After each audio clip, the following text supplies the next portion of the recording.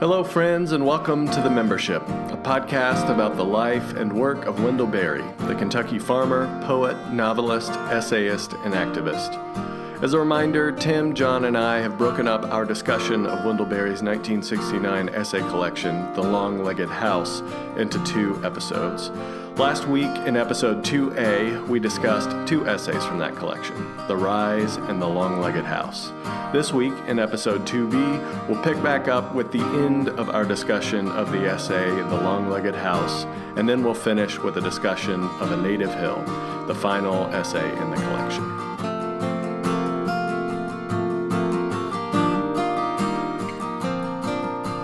Well, before we move on from this essay, I think we'd be remiss if we didn't talk a little bit about what Wendell Berry has to say about his coming to understand his responsibility as a writer with this place as his subject. So, as writers yourselves, what did you make of what he had to say about that? He has a lot of interesting things to say about sort of his inheritance as a writer from Kentucky. You just sort of had these stereotypes that he inherited. At one point, I don't remember where it is, or otherwise I'd quote it directly. He said he didn't want to sound like a Kentucky senator trying to sound like a romantic poet. So he had to figure out a way to talk about his place in that way, and sort of Andrew Marvell, the 17th century poet, was sort of instrumental in helping him figure out how to talk about a place. So rather than diving into that specifically, like what did you guys make of what he had to say about learning to be a writer that was devoted to this area in Kentucky and learning and taking pains to learning how to talk about it? John, what would you say to that? Well, I think my biggest struggle as a writer is trying to write something that doesn't sound like Wendell Berry, or doesn't try to sound like Wendell. Yeah, which isn't really good for anyone, you know. What is that? Is it the anxiety of influence? Right, you gotta figure out a way. Yes, that's right. Yeah. Yeah, I think he's doing that with Thoreau in this essay, so you're in good company. Yeah, that's true. That's very yeah. It's that is. Yeah, it speaks. The biggest thing that speaks to is the challenge, and even honestly, if you take away place, this speaks to the basic struggle for these writers of finding a voice. Right, like that's enough of a struggle, right? Let alone to involve the place of where you are and like how to have a voice. So it's like having a voice, but also having a voice here, which maybe, I don't know, you know, and then maybe the what you realize is that the here part comes naturally as long as you're devoted to the place, right? As long as you're devoted to there, then if you're being true to yourself, then hopefully your voice comes with it. But yeah, and that's what he said sort of stuck out to him about Andrew Marvell. So it was funny, like returning to this, because I've read Upon Appleton House before, so it's part of this genre of the country house poem where, you know, poets in the 17th century made their money by, you know, getting paid by wealthy patrons, right? So they'd write these long, elaborate poems praising the manor houses of these wealthy patrons, right? So, and what Berry finds so fascinating is that he reads Marvell as like sort of getting lost in the experience of the place, even within this poem that has this not so subtle ulterior motive, right? Of complimenting this lord on his, you know, really nice manner. But he like finds a voice in description, right? And that's what Wendell Berry says that that he had to hew to when he wrote his first poem was just stick to description and be true to what you're seeing. Yeah, it's kind of the opposite. He has the great quote where he says that a man can be provincial only by being blind and deaf to his province. Right? Yeah, that he's the opposite, where it's like I'm blind and deaf to it in the sense that I'm still me, but I'm in this place, and so I'm not here just to talk about this place. That's not. I take that back. He is talking about the place, but I'm I'm not here just to puff up this place. Right, I'm not right. here just to praise this place. I'm here to talk about what it is, not what like I see it as or something. He definitely tries to stay grounded. And what it is the result of all these rivers that are running into the Gulf of Mexico and all these migratory birds coming down from other places. Yeah. Yeah, I think one of the key lessons for me as a writer is also one of the key lessons for me as a human being, which is just to pay attention. To pay attention, and because writing is how I make sense of my world and what I'm seeing and what I'm thinking, what I'm feeling, is to pay attention and to write about it. Like whether it ends up just in a journal or if it ends up in a book or a story or poem or something, to see and to write about it. And probably to spend more time outside than I do. Maybe to set up a card table on the back deck every once in a while. Right. So that I'm looking at an actual nature scene rather than the large painting that I have over my desk on the wall. To experience your backyard from somewhere other than behind your lawnmower. Like, Yes. yeah, that's my problem. I like that. Yeah. Well, is there anything else about this essay that any other? I mean, obviously this is a huge essay, and we haven't even sort of scratched the surface of it. Anything else that you guys wanted to bring up about this essay before we move on? I think we talk about the tone that he had of it being a sort of journal, or as a following his nose and taking his time with it and letting it become whatever it was to become. And I think it's worth reading the end of it. Sure. And I can read it, but I love this. And somewhere back of all this, in a relation too intricate and profound to trace out, is the life that Kern Matthews lived here before me. Perhaps he too experienced holy days here. Perhaps he only sensed their possibility. But if he had not come here and made a firm allegiance with this place, it is likely that I never would have. I am his follower and his heir. For an inheritance to be really great, René Char says, the hand of the deceased must not be seen. The camp is my inheritance from Kern Matthews, and though certain of his meanings continue in it, his hand is not on it. As an inheritance, he touched it only as a good man touches the earth, to cherish and augment it. Where his hand went to the ground one forgotten day, the flowers rise up spring after spring. And now it is getting on toward the end of March. Just as the grass had started to grow and the jonquils were ready to bloom, we had a foot of snow and more cold. Today it is clear and thawing, but the ground is still white. Though the redbirds sing his meeting song, it is still winter, and my thoughts keep their winter habits. But soon there will come a day when, without expecting so, I will hear the clear 7-note song of the sycamore warbler passing over the camp roof. Something will close and open in my mind, and like a page turning, it'll be another spring. I just love the details, like the golden details in that last little paragraph. Mm-hmm. All the little things, where he's basically showing you without telegraphing it. I live in this place, and here's how complex it is, right? I love this place. I've been given this place. I've been gifted this place. And just in that last little bit, talking about all these little elements that make up what it is. And it's very beautiful. That's really nice. Yeah, I was just flipping through my copy of this essay. There are a lot of places that I wrote about in the margins, but one that stands out, and for me, this is a great summary of this essay, and all three of these essays really, and so much of Wendell Berry's work as a writer and exploring what he does, and it's just simply, the world is full of places. Why am I here? Mm-hmm. And I feel like that is such a great question, because loaded, in that, within that question, why am I here? Of all of the places I could be, why am I here? Are other questions like, who was here before me?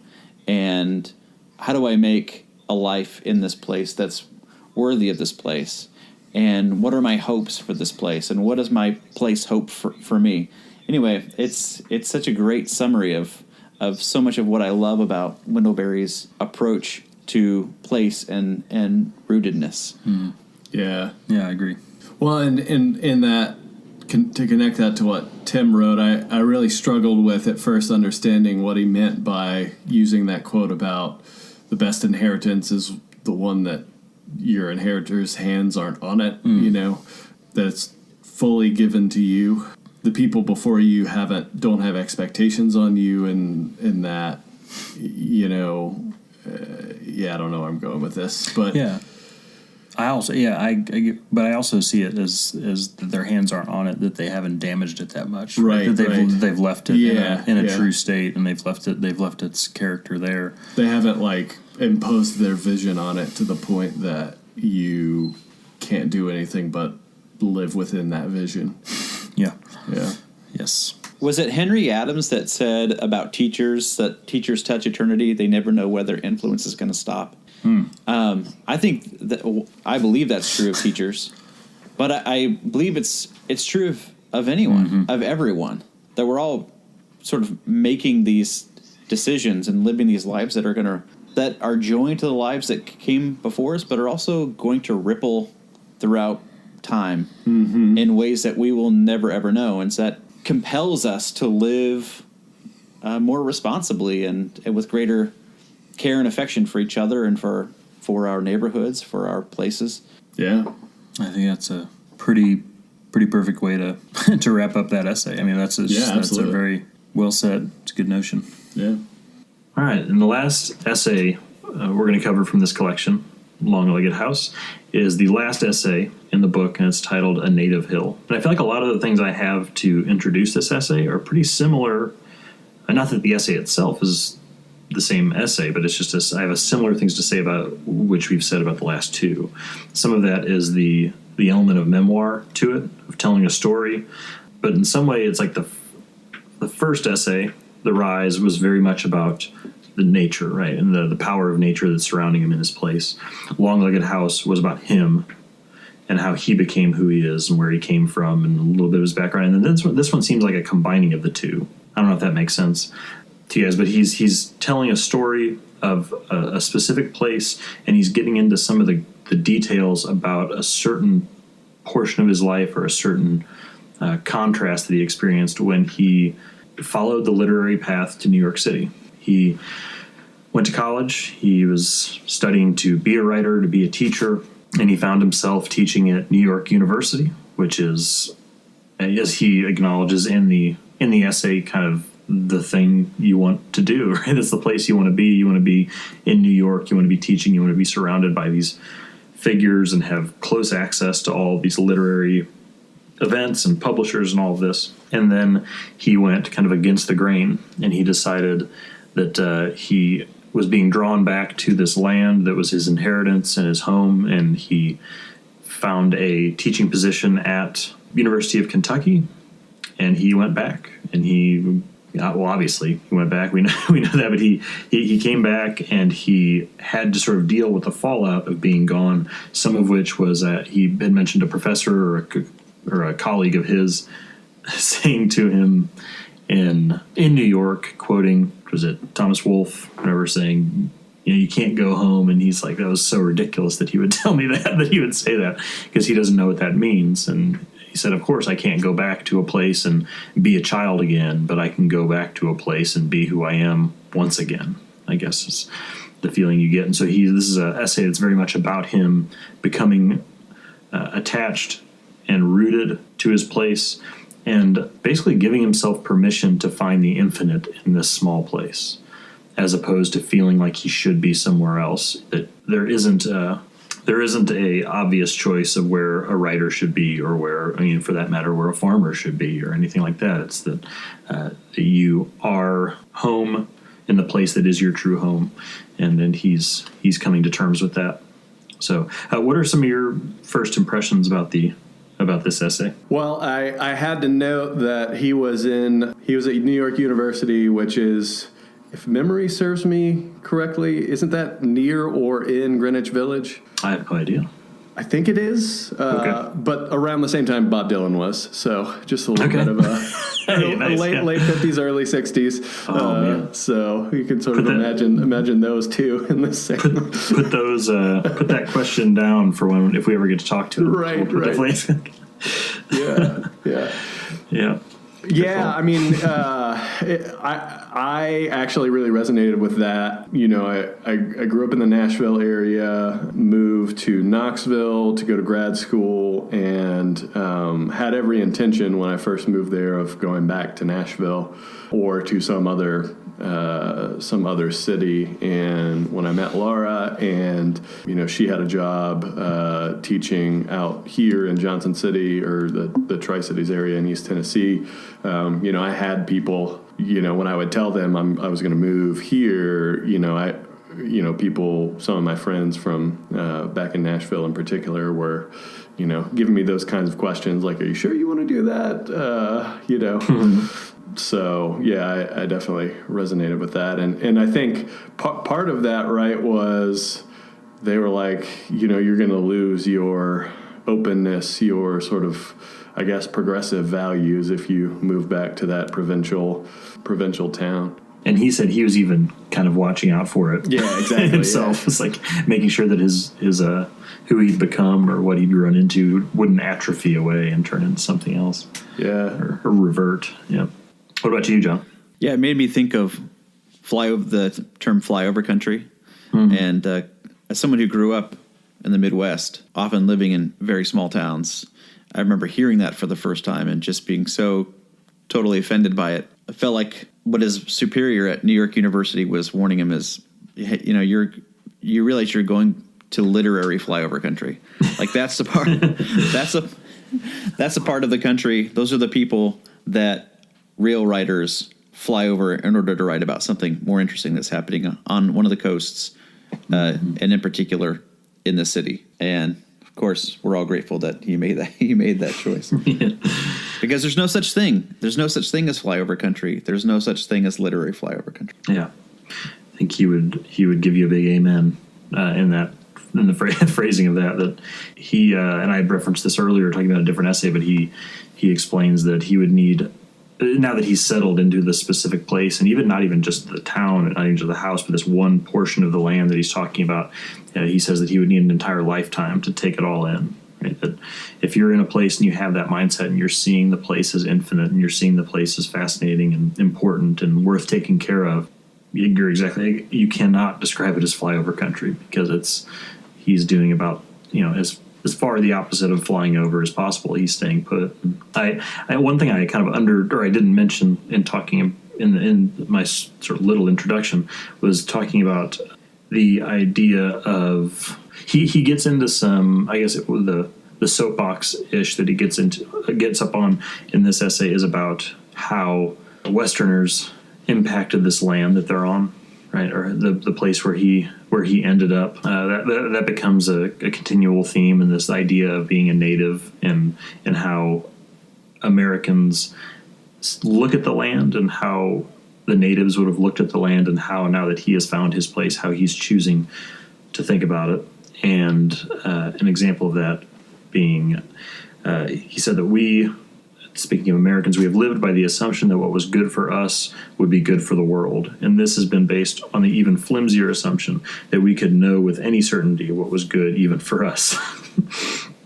I love that. Now she says, we've been wrong. We must change our lives so that it will be possible to live by the contrary assumption that what is good for the world will be good for us. And that requires that we make the effort to know the world and to learn what is good for it. We must learn to cooperate in its processes and to yield to its limits. I love that last little bit, and learn to yield to its limits. Yeah, I mean, that part was, what you're talking about, Tim, in terms of even looking at his predecessors, you know, he usually has good things to say about his ancestors who were farming prior to industrialization and all that.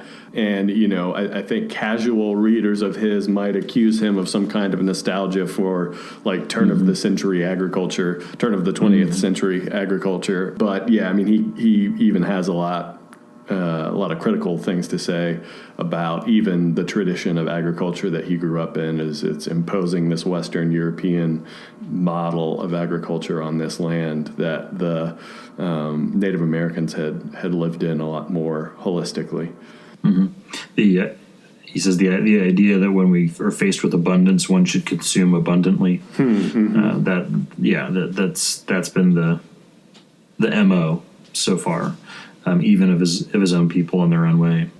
He says it's become the basis of our present economy, right? It's really interesting to think about that. And I'm getting ready to spend the year talking about American Lit in my classes and thinking about the American identity and realizing how huge a part of our identity that is, and that it makes perfect sense that these people come up, they pull up onto the coast in this one tiny little area, and they find out that this land is just massive and infinite, and for hundreds of years believing that it's like an endless treasure trove, right? And that it's been found by us, not something that we have stumbled upon, that people have been on for 10,000 years, but it's like, well, of course we have permission to use, and of course we have permission to shape it into what we want it to be, because nobody's hands have gotten to it like they have in Europe or like they have in parts of Asia.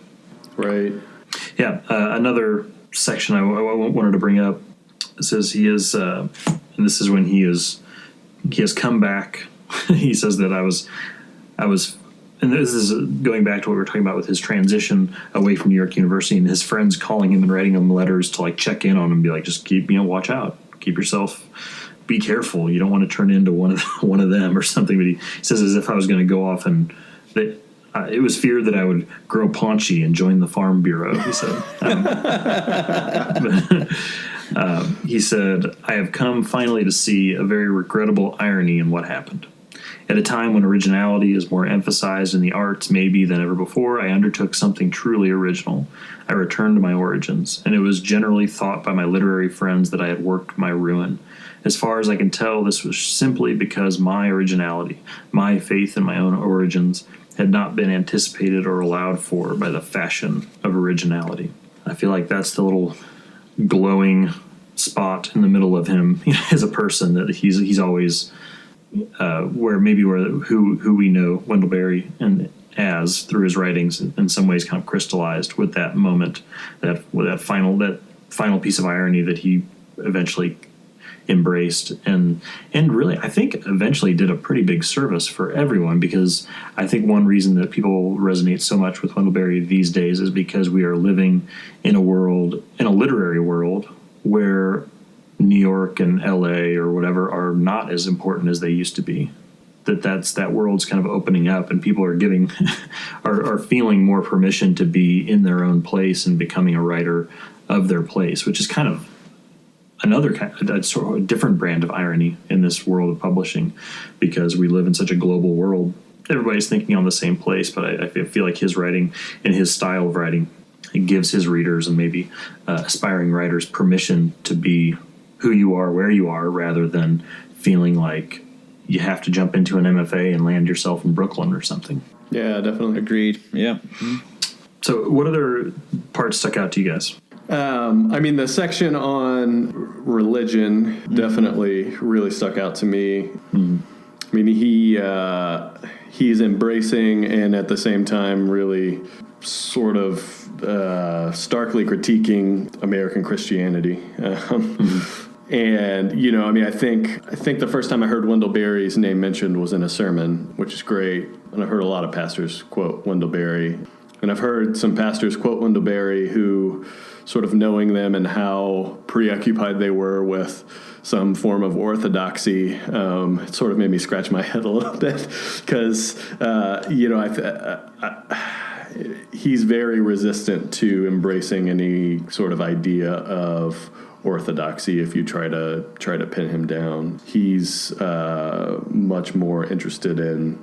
It seems like what he's saying in the essay here is that religion is the religious impulse in him is about living with open, fruitful questions that open you up to mystery. And the questions he's talking about are, what is this place? What is in it? What is its nature? How should men live in it? What must I do? Yeah, it's Jason, I think it was you had earlier said something about people, outsiders may read him and see him as a nostalgic figure, having a sort of nostalgia for the way things were long ago, and that's not actually the case. Yeah. I think that what you're describing now is sort of a sporting fact for what you had said, right? That if he was actually nostalgic for the past or for the good old fashioned way of doing things, that would not be him. I don't think you would describe that nostalgia as being sort of open-ended. You'd almost expect him to be more of a strict orthodox kind of viewpoint.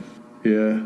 I mean, what he has to say he doesn't have very, very great things to say about salvation, right?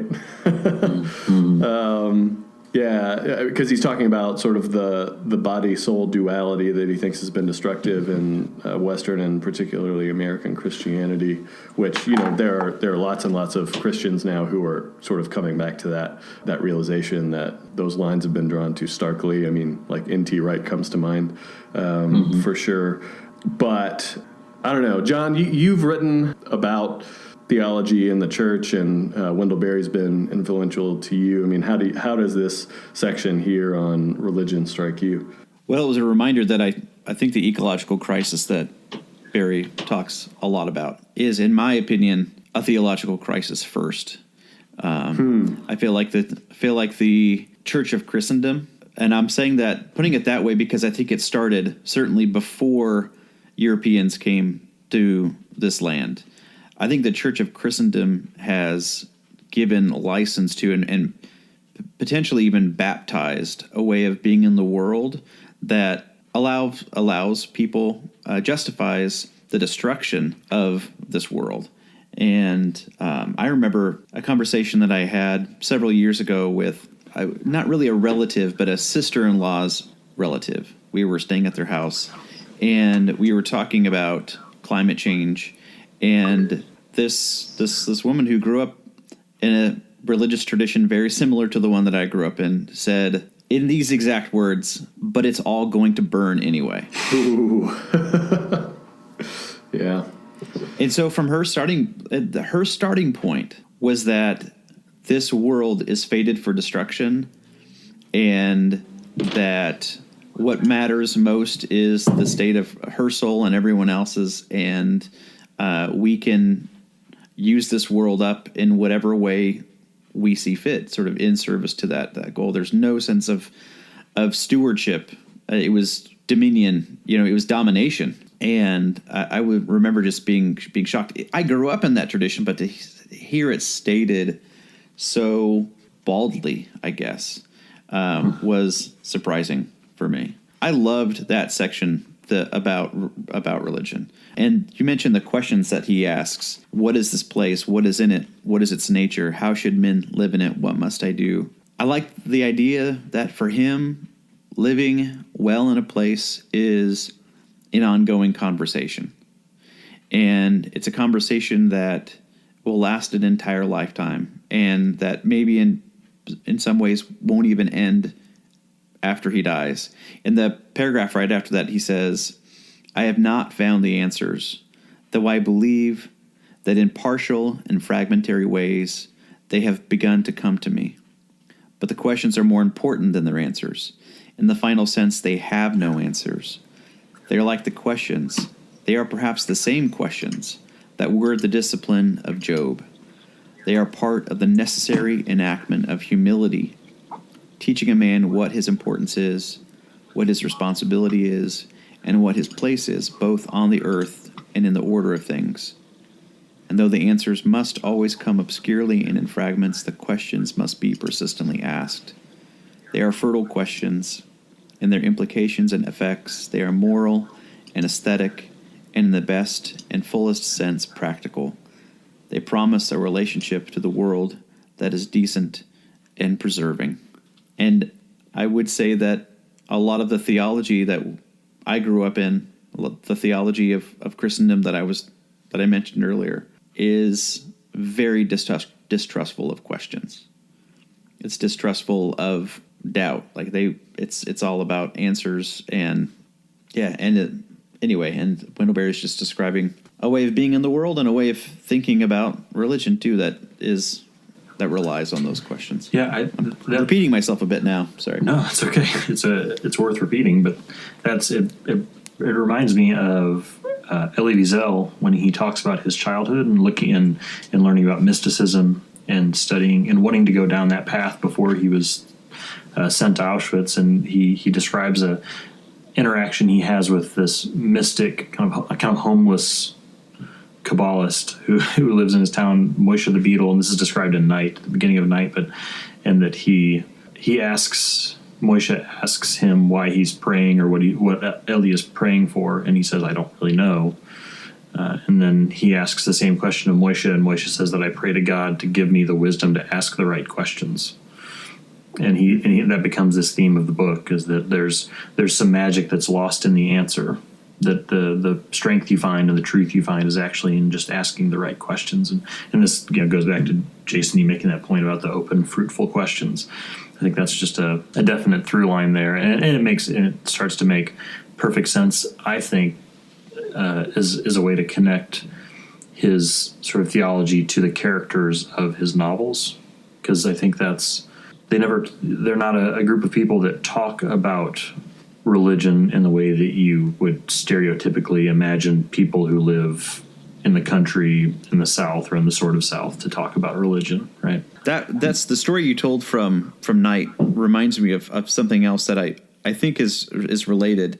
It's not about asking questions explicitly, but I think it's very resonant with this, and it also involves another Jewish writer and teacher. And that was a story that I heard about Abraham Joshua Heschel. When he was close to death, according to the story that I heard, he was sitting with one of his students, and he told his students, I never prayed for fame, I never prayed for wealth, I never prayed for power. What I asked for from God was wonder. A sense of wonder, and God gave that to me. And to me, that sense of awe and wonder and reverence runs through this whole essay of Wendell Berry standing in awe and wonder of nature. And as we were saying earlier, submitting himself to that, even apprenticing himself to the hill in a way that is humble and fruitful. Yeah, the hill and the stream. He spends some time talking about the stream and describing it as the wrist of the hill. I love that that anatomy of his place. This is the wrist of his hill, which brings. I think whoever you read this, it should just jettison your mind into this thought of what is the wrist of my hill? Like, what is the wrist that I'm missing that's right by me? This kind of pulse of my community, or this pulse of my place that he pays such special attention to, and it's something you want to always be on the lookout for. Do you guys feel like you know what the wrist of your hill is? I don't even know how to answer that. I mean, I'm just asking you guys, but it's not. I'm not asking literally what's the closest stream that you need to go to and feel, but just as a general sense, like what is that wrist, the pulse of your community? I don't know. It's just something. Yeah, I mean, it's just it's an enormous question from him that it's yeah. I don't know where to start. I think for us, I shouldn't answer this question Twitter? right away. It's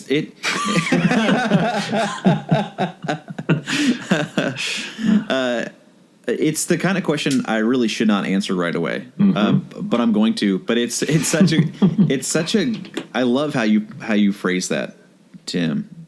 Like, that's the kind of question that deserves to be sort of tacked up on the wall somewhere, just to keep coming back to it. But I do think that because our town has the creek running through the middle of it, and it's sort of built up on these hills around it, the town, like the life of the town, as well as our waste, the oil that's leaking from our car, everything flows downhill into Silver Creek. And I think for us, that may be the wrist of our place. I was talking to a woman who teaches ecology at the local high school, and she was saying that bullfrogs have been found in the creek for the first time. And just talking about the implications of what that means for her, it meant that the creek is warming. But I wonder what other things would be revealed about the health of the creek, and therefore the health of our place in general, if we paid more attention to this sort of micro watershed that flows right through the center of our community. Yeah.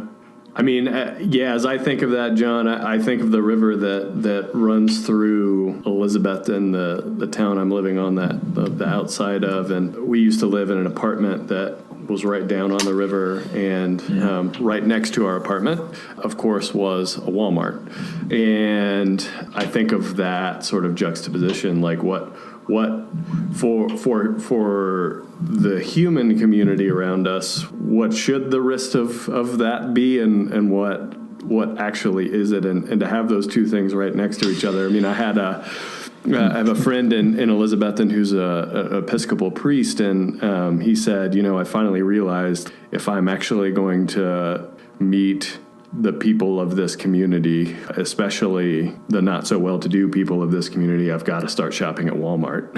As much as I hate that, and that's like the least Wendell Berry thing to say ever.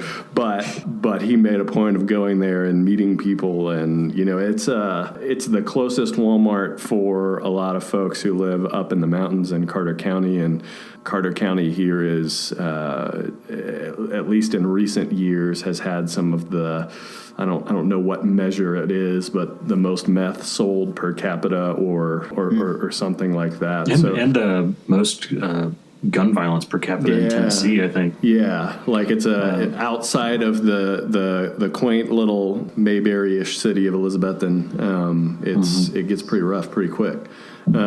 So just to sort of have those, the Watauga River right beside the Walmart is and right beside a burned down rayon factory that has we were living in the apartments there. They were trying to build more apartments and unearthed a storage tank that they didn't know was there of some chemical that is flammable upon contact with air, and there's a giant fireball and so I mean as much as I hate to say it, that area there with the Walmart and the river might be the wrist where you can take the pulse of the community, and it's not looking good, sadly. To the point about your friend who's the Episcopal priest shopping at Walmart, I have a I'll call him an acquaintance, not really a friend because we don't know each other very well, but he's an acquaintance who is a writer and pastor and professor. His name is David Fitch, and he spoke at our First Slow Church conference. He's written a lot about sort of the McDonaldization of the church, but he goes to Walmart. He goes to McDonald's every single morning for coffee because that's where his neighbors are. Yep. He said, sometimes you have to be present in these large systems in ways that may make you uncomfortable, but serve the good in real ways. Yeah, I think so. I think that's right. I go to McDonald's just because I like McGriddles. Nice. Oh man, yeah. I Jason, I don't know anything about that. Yeah, no, I wouldn't know anything about that. Yeah.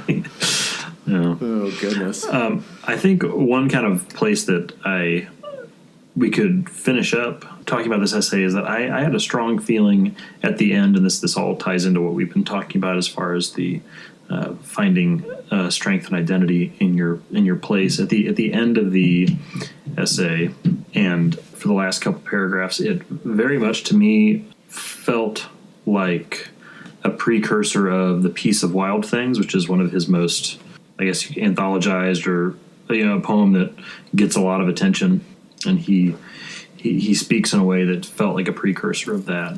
He says that I have been walking in the woods and have lain down on the ground to rest. It is the middle of October, and around me, all through the woods, the leaves are quietly sifting down. The newly fallen leaves make a dry, comfortable bed, and I lie easy, coming to rest within myself as I seem to do nowadays only when I am in the woods. It's the beginning of the final section of the essay, and he ends by saying, when I move to go, it is as though I rise up out of the world. And I think that quietness, and also we're back to that Thoreau-esque tone of journaling, right? Just being out in nature and describing your place and describing where you're going and what you're doing, feels like a very appropriate way for this collection to end, because this is the last last essay in the entire book. It also, as a couple fellow Wilco fans, it immediately made me think of "Remember the Mountain Bed." Yeah. The song "Remember the Mountain Bed," Yeah. which I think is one of the songs that Jason and I had very originally talked about being a sort of a theme song for this this podcast. I think we had talked about using that song somehow, just because we felt like it had a. And if you're listening and you don't know the song we're talking about, Wilco and Billy Bragg were given the opportunity to record unused lyrics by Woody Guthrie, and he had a song that was called "Remember the Mountain Bed," and it's a very kind of a guided imagery leading you through the man and this woman who are laying, and almost exactly as he describes, in this bed of leaves on the mountain, and it's describing their what they see and what they feel and what they're, and it just feels like a very similar tone. Mm-hmm. Well, I think that's a great association, and I just pulled up the lyrics because it's one of my favorite Wilco recordings. I pulled up the lyrics to get this right.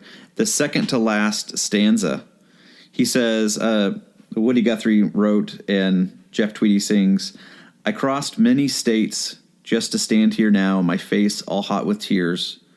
I crossed city and valley, desert and stream to bring my body here.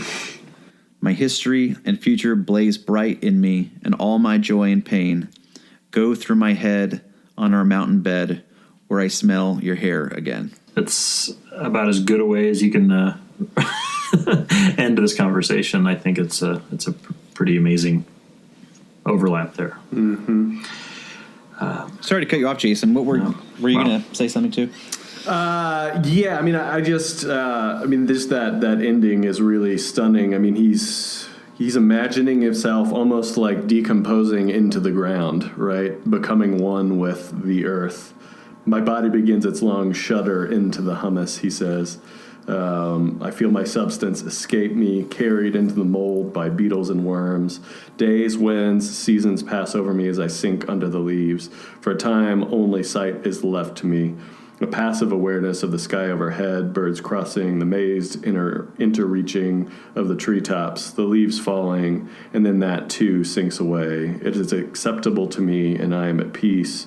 And Tim, you mentioned mysticism earlier, and my understanding or definition of mysticism is that sort of experience of oneness with the divine and with the world. And this is a completely sort of world-focused creation-focused mysticism, this experience of oneness with creation, and he's not so worried about heaven or some sort of higher plane of being. He's just feeling his oneness with creation, and it's just some stunning writing. Yeah, absolutely. And just kind of baffling that this is so early in his career, right? Yeah. This is an amazing starting point. I wish that I would have thought of Woody Guthrie and Wilco, or even of the piece of Wild Things.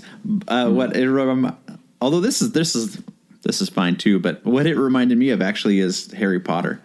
Wow! Remember in the Legend of the Deathly Hallows, the three brothers, and it talks about their relationship with death, and the one brother greeted death as a friend.